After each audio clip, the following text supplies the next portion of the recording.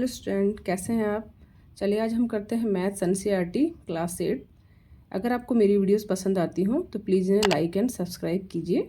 Exercise 3.3 question number 7। The adjacent figure HOPE is a parallelogram. Find the angle measure X, Y and Z। State the property you use to find them. आपको x y z की value find करने के लिए जो properties कुछ लगानी है जिससे आपको एक्स वाई जेड फाइंड करना है। ठीक है, आपको एक पैरेललोग्राम दिया हुआ है जिसमें HOPE, ठीक है, इसको आप बीच में एक डायगोनल आपको दे रखी है HP, ठीक है, और एक एक्सटीरियर एंगल दे रखा है आपको 70 डिग्री। ठीक है, चलिए फर्स्ट ऑफ ऑल हम करते हैं। देखिए अगर एक स्ट्रेट लाइन को अरे कि कोई दूसरी लाइन जिसमें दो एंगल बन रहे हों, एक एंगल ये है और एक एंगल ये, स्ट्रेट लाइन पे अगर दो एंगल बनते हैं तो इनका सम होता है 180 degree according to linear pair. Okay, चलिए हम सबसे पहले लिखेंगे एंगल, इसको मैंने एंगल 1 ले लिया, ठीक है, क्योंकि एंगल 70 आपको एक्सटीरियर दे रखा है, इंटीरियर तो है नहीं, एक्सटीरियर दे रखा है। तो ये एक स्ट्रेट लाइन है जिसमें कि जिसको एक दूसरी लाइन काट रही है, इसमें आपको एक्सटीरियर एंगल 70 है तो इंटीरियर एंगल आपका एंगल 1, इन दोनों के प्लस करके angle 1 plus angle 70 is equal to 180 degree according to linear pair. ठीक है, चलिए हम करते हैं 70 plus angle 1 is equal to 180 degree according to linear pair. ये आपको ज़रूर लिखना है, ठीक है, ये आपको लिख के ज़रूर देने हैं। इससे हमें एंगल 1 निकल जाएगा। Angle 1 is equal to 180 degree minus 70 और angle 1 is equal to 110 degree. ये आपका एंगल 1 110 डिग्री निकला है। और एंगल 1 110 है तो इसका अपोजिट एंगल कौन सा है पैरेललोग्राम में।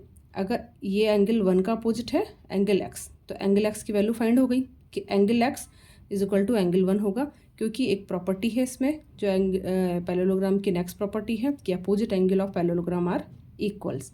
ठीक है, तो एंगल x आपको फाइंड हो गया। Angle x is equal to angle 1 is equal to 110। ठीक है, इसे हम लिखेंगे x इज इक्वल टू आ गया आपका 110। ये आपको यहाँ पे लिखना पड़ेगा opposite angles of parallelogram are equal. ठीक है, ये आपको लिखना जरूर पड़ेगा। या आपकी x की वैल्यू फाइंड हो गई। ठीक है, नेक्स्ट अब आपको x मिल गया। ठीक है, x मिल गया तो आप यहाँ से y इज इक्वल टू, देखिए y निकालेंगे। अब आपको एक पैरेललोग्राम है जिसमें एक बीच में एक डायगोनल है। ठीक है, आपने देखा होगा अगर दो पैरेलल लाइन को अगर एक तीसरी ट्रांसवर्सल लाइन काटती है तो एंगल ये और एंगल ये जो दोनों इंटीरियर अल्टरनेटिव एंगल हैं ये इक्वल होते हैं। ये इंटीरियर एंगल हैं दोनों और अल्टरनेटिव है। ठीक है, तो आप देखिए एंगल वाई ऐसे बन रहा है कि ये दो पैरेलल लाइन है EP एंड HO, इसको एक ट्रांसवर्सल लाइन काट रही है।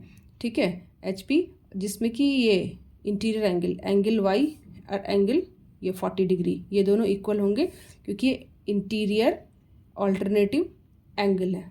ठीक है, ये भी इक्वल होते हैं।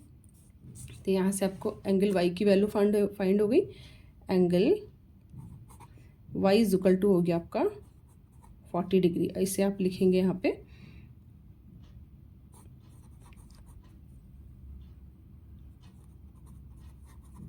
Alternate interior angles. ठीक है, ये आपको y की वैल्यू भी फाइंड हो गई है। नेक्स्ट अब आपको वैल्यू रहेगी z। ठीक है, z, अब ये z कैसे निकलेगा। z आप कई तरह से निकाल सकते हैं। ठीक है, अब इसमें देखिए आपको एंगल y पता चल गया, एंगल 1 पता चल गया और एंगल z निकल सकता है एंगल सम प्रॉपर्टी से, क्योंकि आपका ट्राइंगल बन गया है। ये देखिए HOP, ये आपके पास एक ट्राइंगल बन गया है। इस ट्राइंगल में आपको दो एंगल आपको पता है, एंगल वाई और एंगल वन आपको पता है, तो एंगल जेड निकल सकता है एंगल सम प्रॉपर्टी से, क्योंकि एंगल सम प्रॉपर्टी के अकॉर्डिंग तीनों एंगल्स का सम 180 डिग्री होता है। ठीक है, इससे हमको एंगल जेड निकाल सकते हैं आराम से।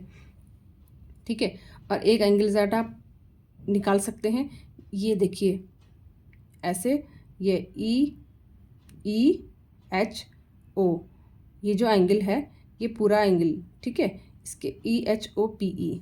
ठीक है, इसके अकॉर्डिंग पर हम सिंपली हम इसको एंगल सम प्रॉपर्टी से भी निकाल सकते हैं। ठीक है, और आपका ये कॉरस्पॉन्डिंग एंगल भी निकल सकता है। कॉरस्पॉन्डिंग एंगल के अकॉर्डिंग अगर आपको एक जो लाइन है, ये लाइन है OP, इसमें देखिए ये वाला एंगल और ये वाला एंगल इक्वल होगा। ठीक है, आप देखिए ये वाला जब इस टाइप की होती है तो आपको देखिए कॉरस्पॉन्डिंग एंगल में देखो ये वाला एंगल, ये वाला एक्सटीरियर, ये इंटीरियर, दोनों इक्वल होते हैं। ये क्या होते हैं? Corresponding angle.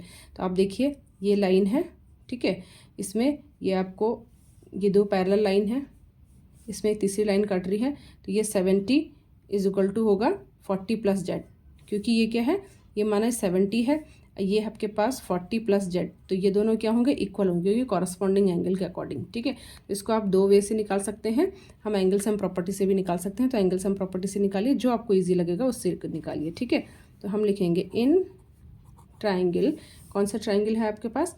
HOP।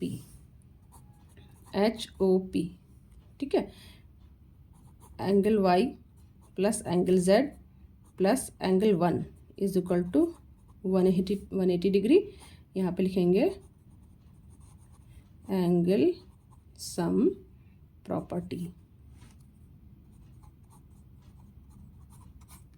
ठीक है, अब इनके वैल्यू पुट कर दीजिए। एंगल वाई आपके पास आया था 40 डिग्री,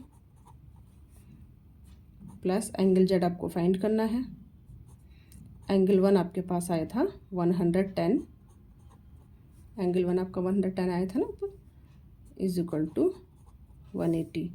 अब ये हो जाएगा z प्लस, आप इन दोनों को ऐड कर लेंगे। ठीक है, इन दोनों को ऐड कर लेंगे, हो जाएगा 40 110 हो जाएगा 150, z is equal to 180 minus 150 को आप इधर ले आएंगे, z इज इक्वल टू आपके पास आ गया कितना? 30 डिग्री। ये आपको x y z तीनों की वैल्यू फाइंड हो गई। That's all. करते हैं नेक्स्ट क्वेश्चन।